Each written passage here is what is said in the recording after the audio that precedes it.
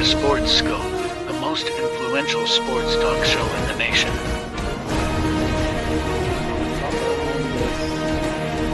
What is today, the 19th? Stay tuned for updates and great sports content.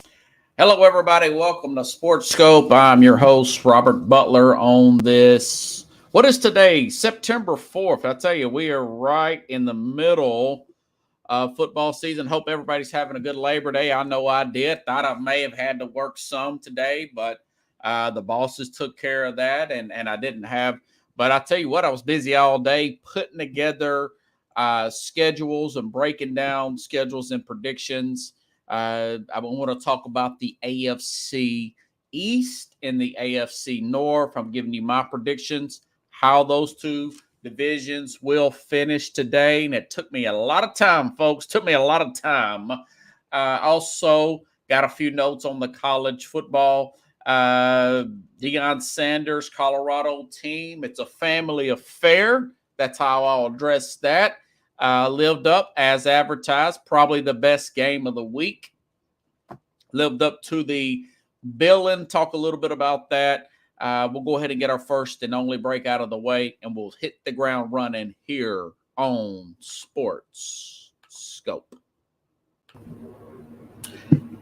Hello, Sports Scope followers. The program has seen tremendous growth since going 5 days a week. I just wanted to thank everybody for your cash contributions and sharing the program with friends and families. Just a reminder, if you want to contribute to the program, go to the Cash App, the cash sign, and Sports Scope.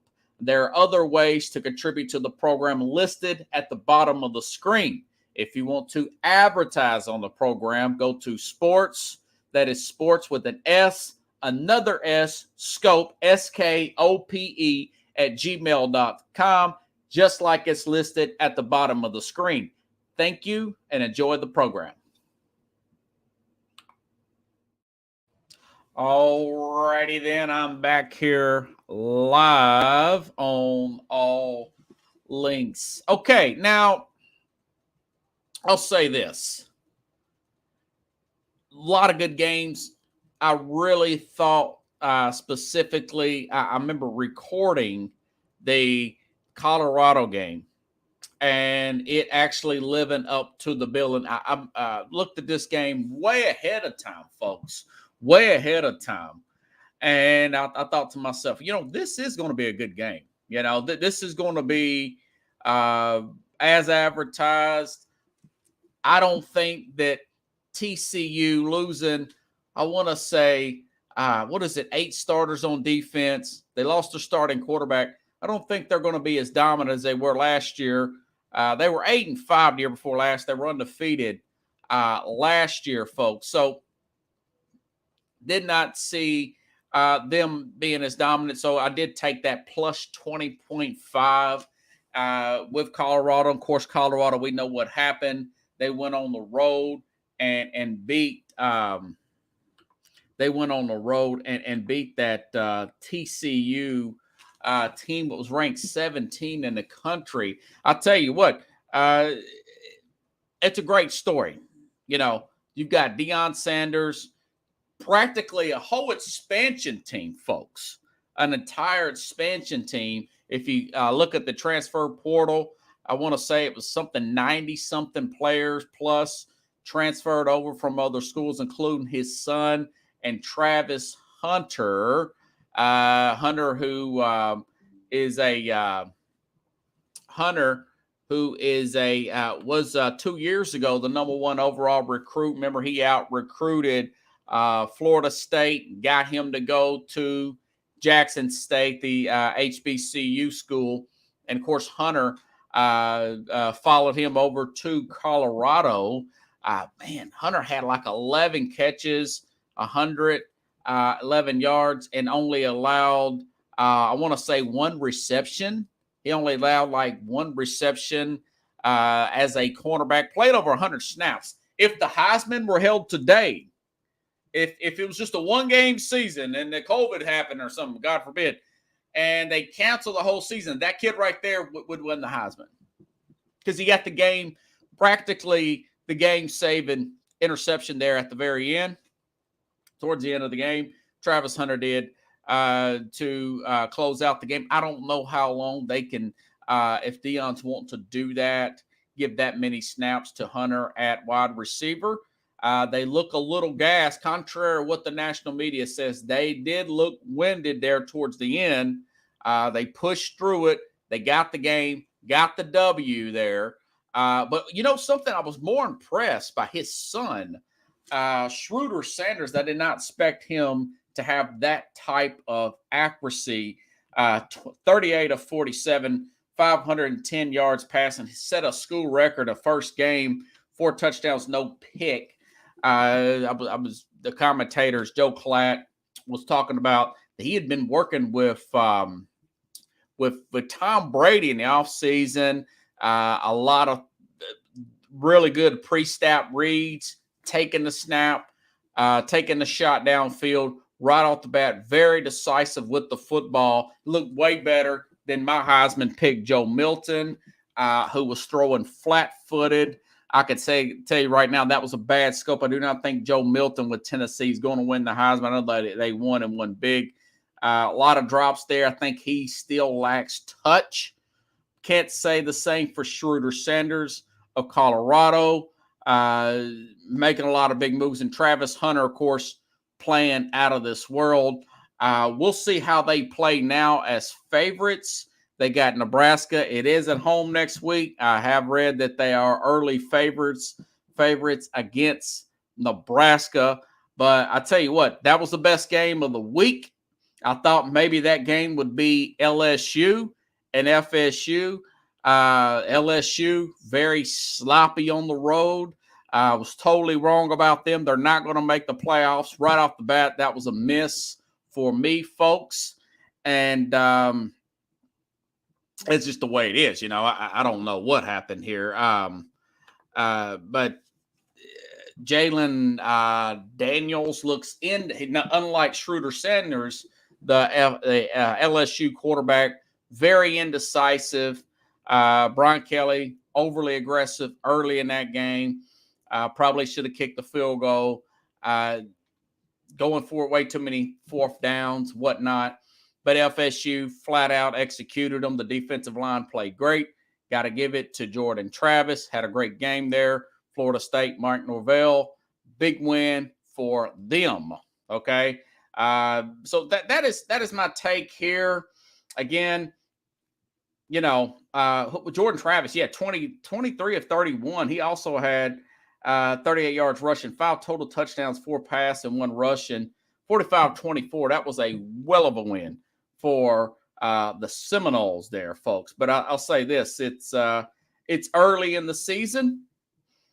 It's early in the season. Brett Murphy tweeted out today, Colorado quarterback Schroeder Sanders and North Carolina linebacker Camion Rucker are Walter Camp National Players of the Week. Balled out.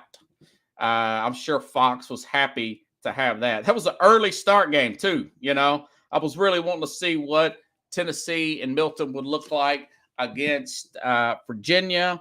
He looked really good at times, lacked a little touch, and I was really wanting to see what this Colorado TCU. Both games looked pretty good. It's ironically at 2:30 Central, 3:30.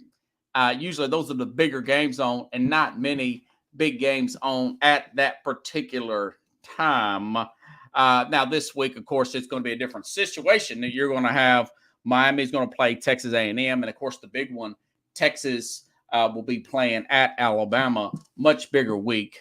But like I said before, I would have went if I was in charge of college football, I would have put a lot of ranked games, especially in the top 25, playing each other this particular week here. Okay. I hope I'm live here. Usually my folks are showing up here, and they're not today. Maybe everybody's just kind of chilling out here.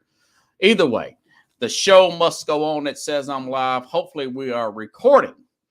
But spent a lot of time today. It always takes me more time than I think it will, breaking down these particular schedules. We'll start off with the AFC East. Mentioned this before. By the way, great show with John Rostano, Spitballin' Sports. Check that out.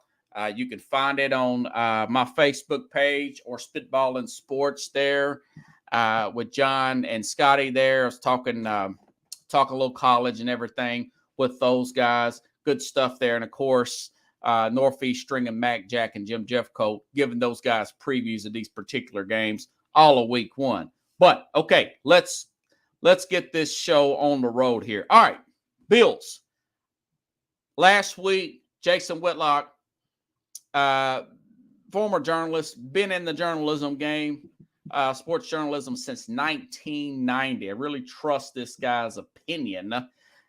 He has said he has sourced as if he were talking about a coach that Josh Allen he's got initial success with the Bills.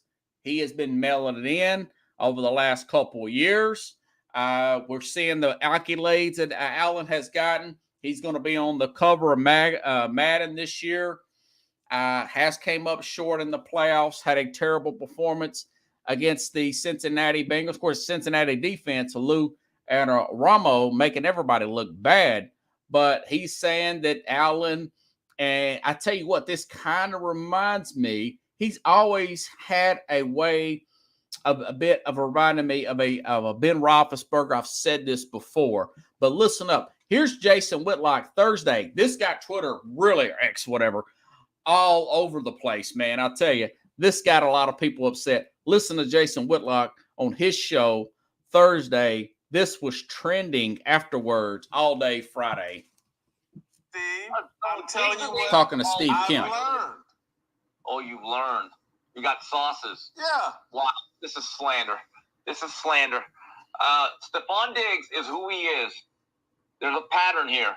I will say this again. Josh Allen will have another big year. He's the face of that franchise.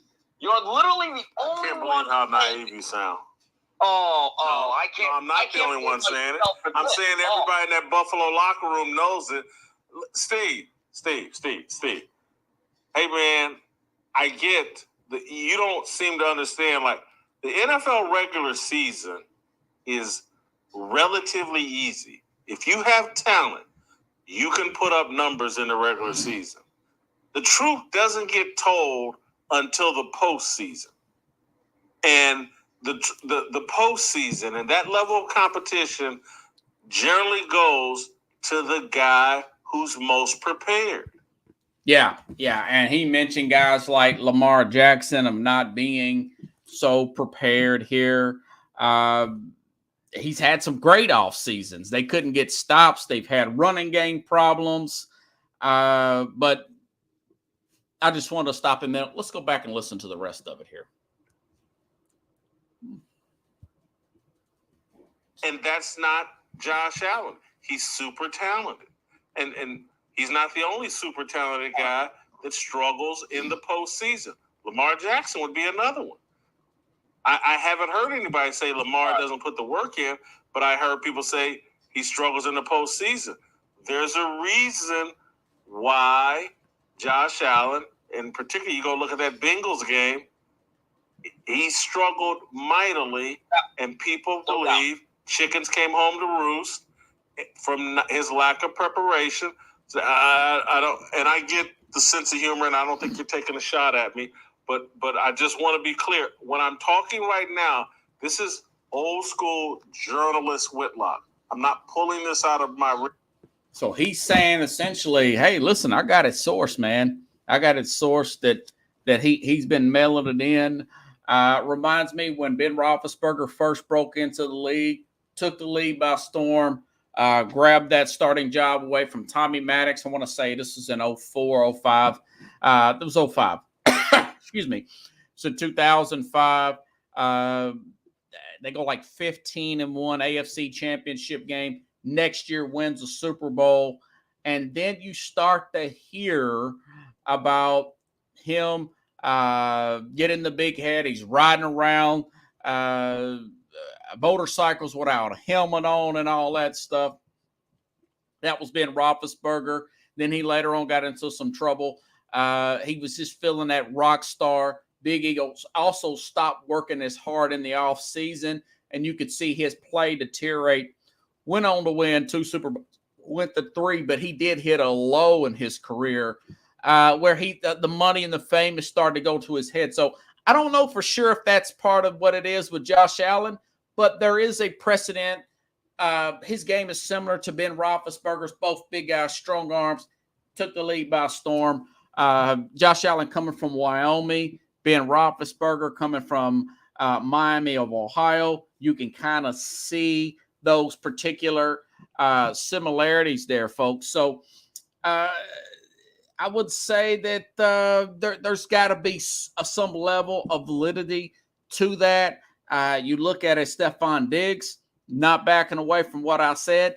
I know the reason why he's a Buffalo Bill. He wanted to get out of Minnesota, even after complaining about not getting the ball, even when the Vikings were winning the game at New Orleans, actually won that game. He was complaining about that. He was traded away, got a big contract with the Bills. Minnesota drafts Justin Jefferson, hits a home run there. So yes, there are some similarities there to those particular situations. Two things can be true, which is why I'm not really as high on this Bills team as I have been in the past. Okay, I'm about to give you their schedule and a breakdown. Last year, I picked Josh Allen to win MVP and for the Bills to go all the way. They have been pretty close to the top 10 in just about every single category here in both offense and defensive side of the ball. Okay, so I really cannot. But by the way, their schedule was 7th. One of the harder schedules in the league. Over and under is 10.5 games for the Bills. They are picked according to FanDuel. They are still favored to win the division here. Josh Allen, last year, he was second in the team in rushing. They have lacked a running game. Von Miller probably going to, well, I know he's going to be out for the first 4 games here. Sean McDermott still hasn't fixed that running game. Ken Dorsey still the offensive coordinator for the for this Bills team. So I'm not really as optimistic. They spent some money on the defensive side of the ball. Micah Hyde's supposed to be back. Tre'Davious White will be back at corner. But when you've got this synergy there, when you've got the people in the locker room, maybe somewhat frustrated, some of the players with Josh Allen. Others may be frustrated with Stephon Diggs.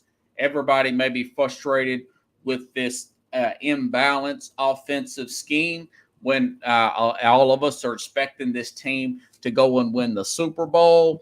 I can see them hitting a low this year. All right, let's go through it real quick. Apparently, I think that I was in such a hurry, folks. I apologize. I think I hit to record this instead of go live. My apologies to you all. We'll go ahead and put this out here. It's got a little bit behind today. Got a little bit behind on things today, folks. But then again, Kathy said she liked the program, so maybe nobody is out here watching the show. It doesn't matter. Either way, let's get into it. Okay. Now, like I said, this team was 13-3 last year. Do not see they did have some more unforeseen circumstances. They got snowed out of a few games. The Cleveland game got snowed out. They had to stay over an extra week and play Thanksgiving Day in Detroit. Won both games, though. Won both games. Now, Leslie Frazier steps down. Leslie Frazier steps down as the defensive coordinator. That is also concerning. All right. Brian DeBall has left. Josh Allen has got sacked more. Remember, he had the elbow injury last year. So those are certain things that are kind of weighing in on this team, all signaling that, and they paid Von Miller all this money, and it looks like he is past his prime, going to be 34 years old and taking up a lot of cap space here. So let's see. So They opened up 9-11 1 week from today. Going to be a great game at the Jets in East Rutherford, New Jersey. There, I'll tell you what, folks. The way I look at how healthy the Jets have become over the past 2 weeks with Dwayne Brown and Micaiah Becton, neither one of them are even on the injury report. There is a little bit of a blip here on Elijah Berry Tucker. But looking at what I'm seeing from the Bills with the Von Miller will not play in that game, and no real additions other than the Dalton Kincaid at tight end there. I'll tell you what, I think the Jets look for real. I think the Jets are going to win week 1. That gives Buffalo, they're starting off with a L. Okay. And then they got to play Vegas in week 2. I think they win that. Then they go to Washington. Not a give me, but I do think that they'll win Washington. And Miami, come back home, play Miami. Last year they split with Miami, both games within 3 points. So I like Miami with the upset. Then they play Jacksonville in London. Jacksonville's already been to London the week before because they had to play. They had another game. They have 2 games back to back. But if you all been keeping up, Jacksonville plays in London every year, folks. So just about. That's a big advantage for Jacksonville. So I think they're going to get the loss there as well. And then they come back. They rebound. They got to play the Giants. They beat the Giants. They play at New England. They beat New England. They play Tampa on a Thursday game at home. Big advantage. They win that one. And then they play at Cincinnati. Cincinnati, 2 weeks from the bye, slightly fresher after their bye, though Buffalo played Thursday. So I got them losing at Cincinnati as the season goes along. They got to play Denver after that game on Monday Night Football. Then they play the Jets at home on a short week. The Jets get the win there. Jets just get luck of the draw, folks. They just get luck of the draw there. Then they got to go play at Philadelphia. We already know how loaded this Eagles team is. I think they lose that one as well. Bye week in week 13. Week 14, they play at Kansas City. They beat KC off the bye week. And I made a note, not sure if Stephon Diggs is on the roster or the team at this point. They play Dallas at home. I got them winning that one. At the Chargers, I lost there. And then they come back home to New England win. And then they play at Miami at the very end of the season. All this adding up to a 9-8 season. Right now, I don't have them getting to the playoffs. That may be overreaction, hyperbolic type of move.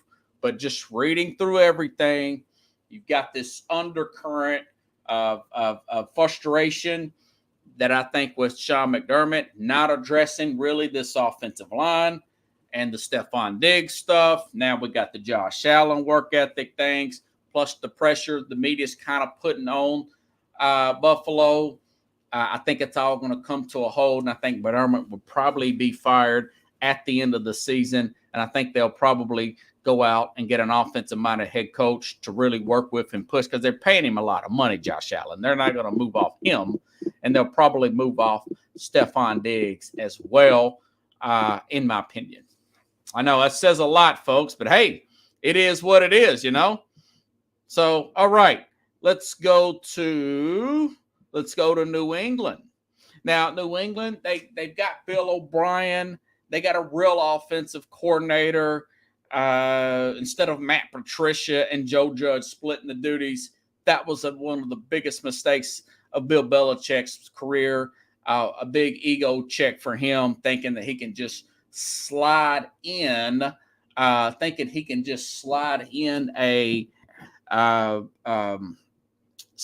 defensive coordinator and make him offensive coordinator over the summer. Huge mistake there, but now they've got the offensive settled down. But then I just read some stuff that, what is his name? Riley Reef. One of their tackles is going to be on injury reserve. They've already got some injuries that are mounting up for the New England Patriots here, folks, it doesn't look good. It doesn't look good. And I'll tell you this. I've been telling people this, and I may have mentioned this before in the program, that Mac Jones, the more I watch this guy, the more he reminds me of Alex Smith. He can't make big plays up the field. He's very limited arm strength. They haven't done a lot to address that, although I know that Keyshawn Boots having a good camp here. Traquan Thornton, I thought he was going to be their big speedster. He's on injured reserve. I don't know when he's going to come back, if he comes back this season. But they did get Keyshawn Booth there, the 6th-round pick from LSU. He's a rookie, okay? Bourne's supposed to be having a pretty good offseason, and we'll see, okay? It's going to be better. I don't know how much better, okay? All I know is they've got some injuries that are starting to mount up in and around the offensive line. They're going to have a rookie corner, although I think Anthony Gonzalez will be really good to play in there. They did not make a lot of moves in the offseason. And you look how good this division is around them. I just cannot make a case right now from everything I see and read, judging by their injuries, judging by what we've seen of Mac Jones. I could be way off. I know that Bill Belichick has a way in weather games, in games against very young quarterbacks, young coaching staffs. They could very well get excuse me, folks. They could very well win this division. But I don't think that they win that many games this year, folks. I think the Jets, they won a couple squeakers against the Jets. That's not going to happen this year. They've got a young, hungry defense. They got a Hall of Famer there in Aaron Rodgers. So I'm just saying that I just don't think New England's going to be that good this year. I tell you what, this was hard to do. This was tough breaking down this Patriots schedule. I'm trying to see if I can find it here. I may have put it on a different day. I've had so much going on today, folks, trying to get all this squared away. Here we go. Okay. Initially, I had them beating Philadelphia. They could beat Philadelphia because Philadelphia is breaking in a new offensive coordinator and a new defensive coordinator. But offensive line, defensive line, Philadelphia has a total advantage there. Bill Belichick last year, we saw Justin Fields destroy that defense. You've got Jalen Hurts there with a much better team around him than that Bears team. Okay, so there is a good chance that it could go that way too. After I thought about it, I might take 4.5 points and take New England, but I can see the Eagles coming out and winning this game at the end. They just got better players on both sides of the ball, folks, even though they are coming off of a Super Bowl loss and some would call hangover. I can see that happening with the Eagles.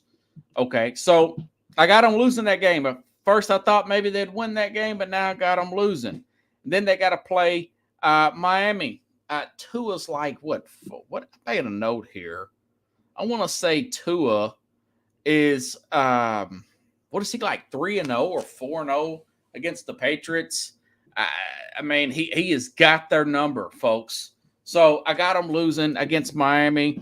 Then they got to play at the Jets. I got them losing that one. And I got them losing Dallas. So, I mean, I got them. They can either be 1-3 or 0-4. I got them at 0-4 to start the season.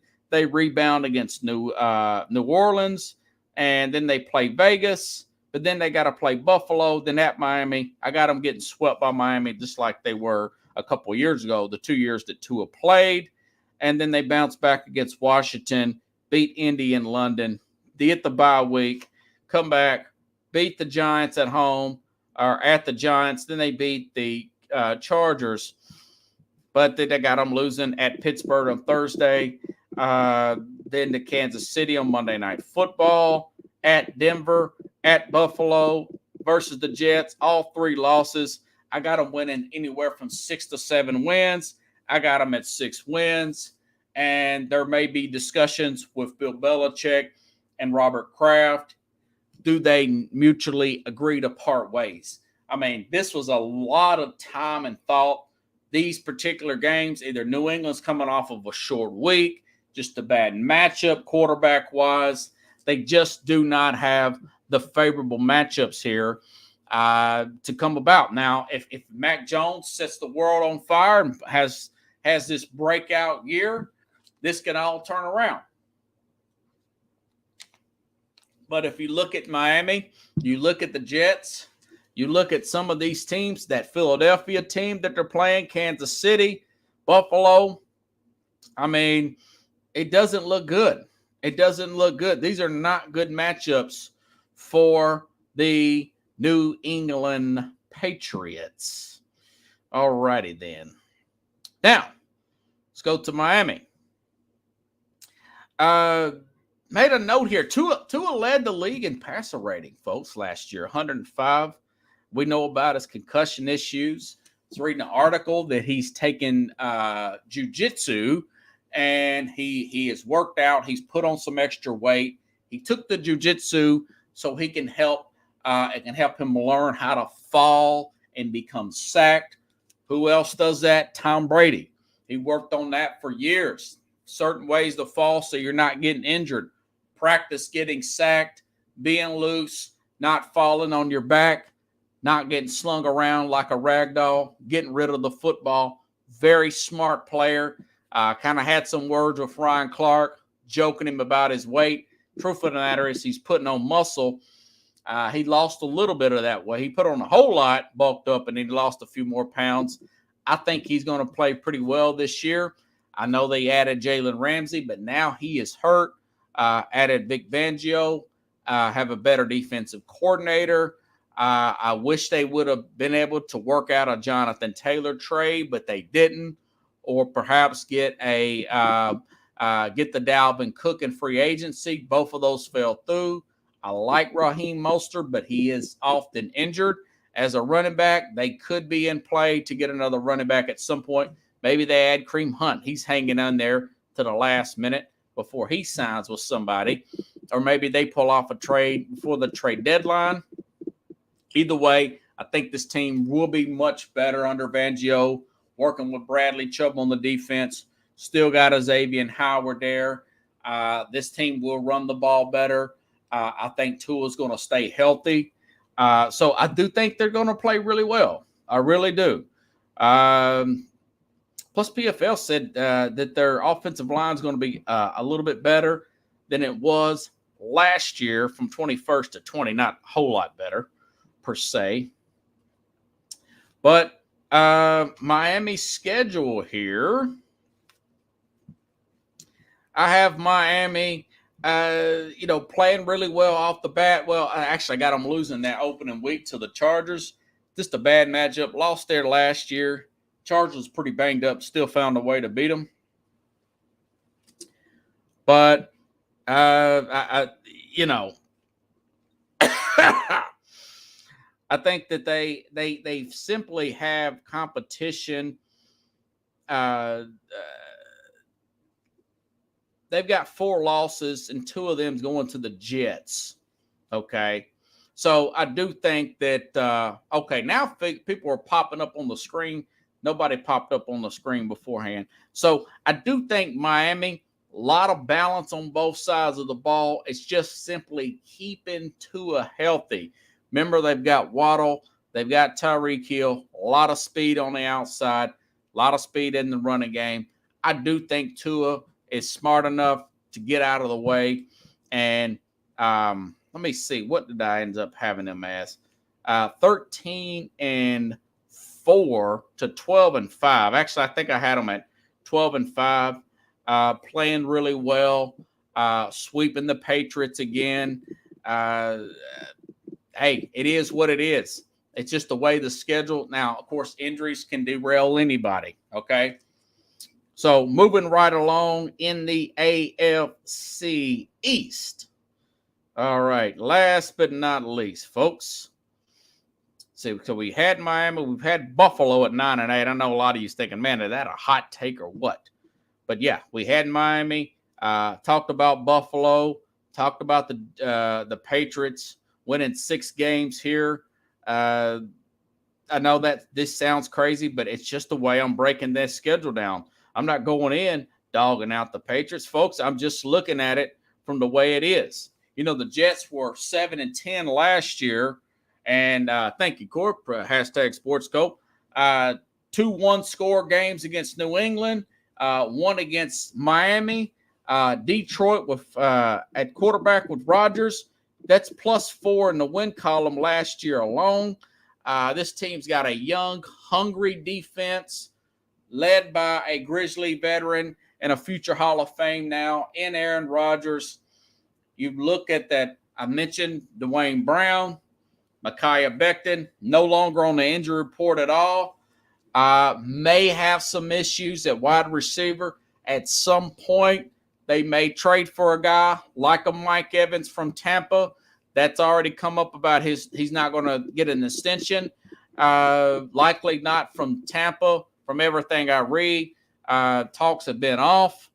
Maybe they work out something with Devontae Adams and the Las Vegas Raiders. That's the former wide receiver there with Green Bay. Something could happen, but I do think this team, adding Dalvin Cook at running back, Breece Hall, going to have a lot of speed here. They're going to play a lot of field position, low turnovers. Rodgers, one of the best touchdown to interception ratios in the history of the NFL. He's going to keep that as long as he can stay upright and not get any hand injuries or anything like that. He's going to be getting rid of the ball quick, throwing it side to side of the line of scrimmage here. So I think this team is going to be really good this year, folks. I really do. Let's look at their schedule. All right. Again, I'm predicting they're going to beat Buffalo right off the bat at home. They're going to set the tone 1 week from today on 9/11. They're going to beat Buffalo, but they got to go to Dallas on a short week. I'm high on Dallas's defense as well. I think Dallas beats them, even though Rodgers plays this team really well as a Green Bay Packer. I'd like Dallas to get that win, and they'll be even up. But then they play New England at home. They're going to beat New England this time. They play Kansas City. Chris Jones, the defensive tackle I've been telling you all about for weeks. Chris Jones is still has not signed. Even if he does sign, it's going to take him weeks to get in football shape. Him, like a Nick Bosa for the 49ers, will be on a snap count. Okay? So I got the Jets here beating Miami. I think they sweep. I got them winning 14 games. 13-4 for the Dolphins, 14-3. Now, of course, that is if nothing happens to Rodgers in that line. I think they're going to be that good at just analyzing this schedule, who they play, when they play them, getting the right breaks, getting the right, the tougher opponents, whether that opponent's coming off of a Monday night game, a long road trip, analyzing that. I do think the Jets 14-3. So let's look at the AFC North at the breakdown. Not the AFC North, the AFC East, excuse me. All righty then, because I got to go to the North next. The North side. Let's see.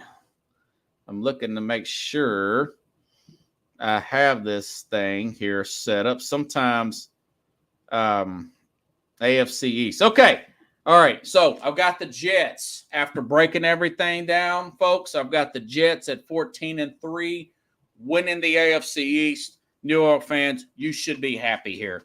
Okay. I've got Miami 13-4 coming in second.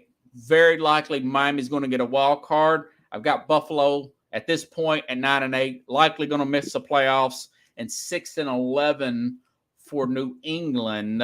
We'll be looking for a quarterback, maybe looking for a new coach. I do think Buffalo will probably move off of Sean McDermott after this year and likely do something with Stephon Diggs.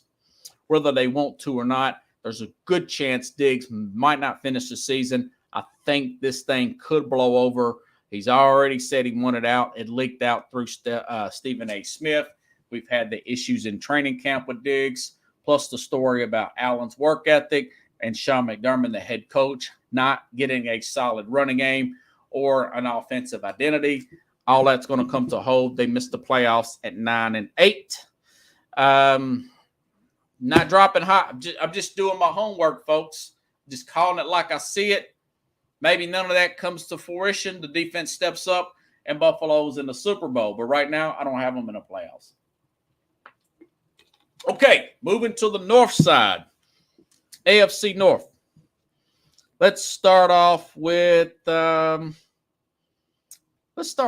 Ravens, okay? Ravens were in the news a lot in the offseason. It was a big holdout here with Lamar Jackson. It was a big holdout with Lamar Jackson and his contract. The Ravens fans, I've been reading your blogs. I've been seeing your social media stuff. Wanted to get rid of, what's this guy's name here? Greg Roman, your old offensive coordinator, said he didn't do a good job in the development of Lamar Jackson. So Roman finally just stepped down. They didn't fire him. He just stepped down. Now Baltimore's got Todd Monken in from the national championship Georgia Bulldogs team, brings him in. They signed Odell Beckham, overpaid him like nobody's business, $15 million. Odell Beckham coming in, tore his ACL, did not play a down last year. Remember, his last game was in the Super Bowl back in February when the Rams were playing in 2022, folks. So they paid him. They've got Rashawn Bateman back. Then they went out in the first round and drafted Zay Flowers. The only bad news for the Ravens is their number one corner is probably going to miss 2 to 3 games. I did read that he's not going to miss the whole season. He could be back in the first quarter, according to John Harbaugh, the head coach here. So he could be back here. So, this is going to be the best offense on paper that Lamar Jackson's had to deal with. The flip side is the defense has taken some hits, not quite got the pass rush that the Baltimore's used to having. Got a good defense, not the great defense of Baltimore, okay? So you've got Zay Flowers, Bateman, Odell Beckham if he plays. I know he's been banged up already in practice, though. Mark Andrews, got a really good offense here. Ronnie Stanley back, going to score a lot of points here. But I do not think that Jackson still struggles as a passer in this league. I think that Greg Roman got more out of him than people think. I think it's all going to come to fruition this year. And I do think that this team is not going to play as well as people think. I do think they get out to a good start, though. They got Houston at home going against C.J. Stroud, a rookie quarterback, Sunday. So I do expect them to win that one. They're 10-point favorites. They should, right? But then they go on the road and they got to play Cincinnati, a team that's I'm going to talk about here in a little bit, that was in the AFC Championship game last year. And obviously in the Super Bowl the year before that, I got them losing that game. Then they got Indianapolis, play at Cleveland. By the way, Pro Football Focus is high on Cleveland again this year. We'll get to Cleveland here in a little bit. Got them losing that one. Got them losing at Pittsburgh.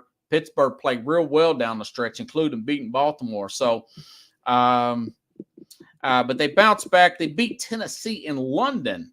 They got to play Tennessee in London, but then they got to play Detroit at home. Detroit, very good team. May knock out Kansas City this Thursday night, by the way. Thursday, this program will be on 1 hour early. It will be on 1 hour early because of the Kansas City-Detroit game. There's a chance that Detroit could upset them, folks. Very good chance there. But I think Detroit beats Baltimore this season when those two play. But, hey, they got to play at Arizona. Arizona is likely to get the number 1 pick. They'll win that one. They'll beat Seattle at home. Then they come back and play Cleveland after that long road trip. They lose that. Play Cincinnati at home. I do got them beating Cincinnati because it is on a Thursday game, the second game here. So overall, I've got them also sitting right around at a 9-8 borderline team. You look how Pittsburgh is a better team right now, going in the other direction. Cincinnati upgraded their offensive line. They're going to be going better in another direction. Cleveland is playing, looks to be playing really well. So all those, everything added to Jackson, I think they look good in spots, but there's a chance that the Ravens may move on from John Harbaugh. They're definitely not going to move on from Lamar Jackson. Keep that in mind. That is another possible change at head coach here. Okay. All righty then. Let's see. Let's start off with, let's go to Cincinnati. On the Cincinnati here. Now, Cincinnati, like I said, last 2 years, AFC Championship game. They were in the Super Bowl the year before that. They did lose their safety, Jesse Bates. Not a big deal there. You can lose a player at the position, linebacker and safety. It's not the end of the world. If you lose a second or third corner or second or third wide receiver, not the end of the world. Don't want to lose a left tackle. Don't want to lose your defensive guy or your main edge rusher. They didn't do any of that stuff. They end up signing Orlando Brown. They've upgraded the left side of their offensive line. They've had line issues the last 2 years in the playoffs, and they still went pretty far. Okay? Now, only thing I'm concerned about is Joe Burrow's calf injury. He's supposedly back to practicing. And I don't like what the coach said. We've got a plan for Joe Burrow. That kind of has me concerned that he's not back, quote, 100% from that calf injury in training camp. That's something to monitor. But I have been watching video of him throwing the ball pretty deep in practice, but it still seems like Zach Taylor is walking, talking, and walking a little gingerly around that. I'm going to trust that Burrow's going to be fine because Burrow seems to bounce back from every kind of injury that he has encountered. Plus, they still got Lou and Romo, one of the best defensive coordinators in the game. And they found a way to keep Joe Mixon despite his salary cap issues and his off-field problems, which it turned out to be exonerated from, never charged. So I got them going 12-5. I got Cleveland winning this opening week, but I did see some news on Cleveland that Denzel Ward's still in concussion protocol. So if Burrow is fine, and there's no exaggeration, but I'm saying if they're not exaggeration, that Zach Taylor is saying he's fine and he actually is fine, maybe Cincinnati wins week 1, wins Sunday. But if Burrow is a little bit off like he was last year in week 1 because he had his appendix taken out, then I see Cleveland. Right now, I'm thinking that Denzel Ward's going to make concussion protocol, but he didn't practice today. Today's Monday. The game's Sunday. He's got to be available at some point to practice some. So, but if Burrow's back and the lead cornerback for Cleveland's out, then you got to take Cincinnati. Cincinnati's slight favorites, but this game is at Cleveland. Not really sure about Burrow's status as far as him being precise as he needs to be. I got Cleveland winning that game as of now, but that's a coin flip of a game. Going to be a good one, I think. I've got this team, let's see, losing to Tennessee because they come off of they're going on the road coming off a Monday night game. I've got them losing at Baltimore against that Thursday game, losing at Jacksonville because they come off a tough Pittsburgh game, and then they lose at Pittsburgh late in the season. But they end the season winning against Kansas City and Cleveland at home, 12-5. Could be 13-4. All depends on the situation in week 1. I'll give Cleveland the edge as of right now. Let's talk Pittsburgh. Have we talked Pittsburgh yet? I don't think so. Now, Pittsburgh played really well. Won 6 of 7. 6 of the last 7 games under new quarterback Kenny Pickett. Finished 9-8. It was a miracle they finished like that, knowing that they started off with a rookie quarterback. Plus, they had Mitch Trubisky. Remember that last year? They were playing Mitch Trubisky there at quarterback. Pittsburgh is a very proud organization. Always seems to have a good defense. I'm a little concerned about their offensive line. Broderick Jones, he was their first-round pick. He still hasn't made that at left tackle. He hasn't knocked Dan Morgan off for that top spot here. Dan Moore off for their top spot here. But Pro Football Focus, they like the improvements of the offensive line. They've made some adjustments here. No big major names, but they think that they're going to be around 12th. If that's true, Pittsburgh can do something. If that's true, Joey Porter falls to him. Junior, the son of the great Joey Porter linebacker, going to be there at corner. But they're in a very tough division, folks. They're in a very tough division. They're going against 2 really good quarterbacks in Cleveland and, of course, Cincinnati, 2 playoff winning type of quarterbacks. Not to mention, even though the Ravens have their problems, the Ravens are always a tough out for Pittsburgh, even though Pittsburgh's kind of had their number. I do think that they're going to win opening week.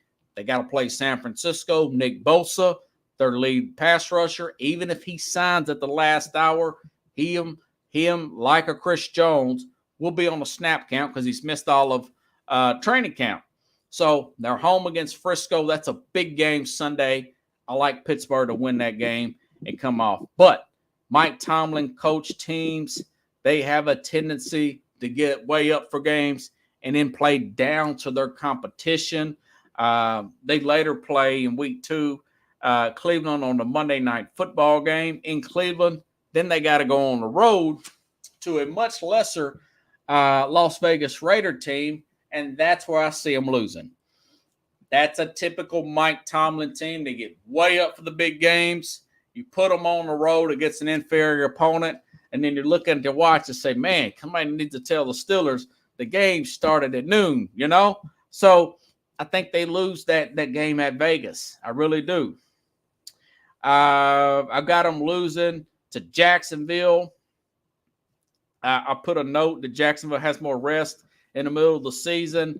I've got them losing at Cleveland later on in the season and at Cincinnati later in the season. And they got to do a late road trip and go to Seattle, and they lose there. And I've got them coming back and losing to Baltimore. That being said, I've got this Steeler team being better than last year, okay? I got them having big wins against Green Bay, New England, Indianapolis. They do split with Cincinnati. So I got them at 11-6, folks. I've got Pittsburgh at 11-6. They do make an improvement here. Okay, Cleveland. Now, Pro Football Focus has that offensive line up to number 2 behind only Philadelphia Eagles, okay? They brought in former Tennessee Titans defensive coordinator Jim Schwartz to shore up that 26th ranked run defense. They've got the talent led by Myles Garrett. I think they put a Tomlinson or whatever his name is, guy they brought in from Minnesota. Now, hopefully that there's nothing wrong with Denzel Ward. He can come back from concussion protocol and be back practicing this week. Deshaun Watson, very, very, very much close to Aaron Rodgers when it comes to touchdowns to interception ratio, high QBR rating. I think he's going to look more like the guy they paid the $250 guaranteed to. Him and Amari Cooper, David Njoku, with that offensive line, that defensive line. This team is going to be really good. They're going to be one of the better teams in the NFL. We will see that right off the bat. As of right now, this is a coin flip. Again, I got them winning that opening to Cincinnati, losing at Pittsburgh. I told you about that earlier. They have a road game to Seattle. I got them losing that one and lose another road game because they had to play Baltimore and Pittsburgh back-to-back. Got roughed up. They lost at Denver. Overall, I got this team finishing at 13-4, winning the AFC North. I do think that they're stacked. A couple of years ago, a lot of people were picking this team to go to the Super Bowl. They went to the playoffs the year before. Kevin Stefanski won Coach of the Year, but that's Baker Mayfield, very immature, nowhere near as talented as Deshaun Watson. I think this team could be in second place, but I got them edging out Cincinnati by one game to win in the AFC North. As of now, let me go ahead and let me give you the AFC North standings here. Thursday, folks, I'll give you the playoff breakdown each day this week. Each day, I'll finish the AFC South tomorrow and the AFC West tomorrow, and then we'll do the NFC on Wednesday and Thursday, and then I'll give you the playoffs here, folks. Playoffs, yes, playoffs. Like Jim, what's gonna say? Jim Irsay.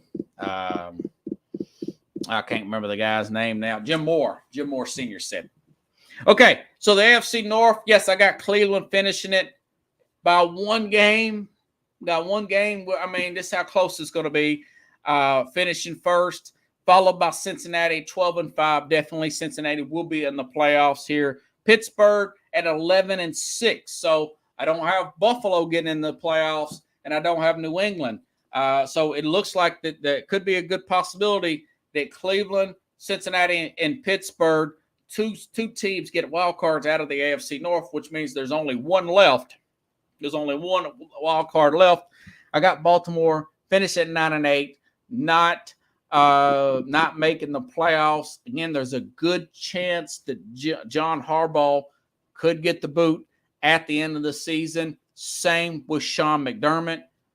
Could be they mutually agree to part ways with New England and the great Bill Belichick. I doubt that, but it's a possibility, folks. It is a possibility.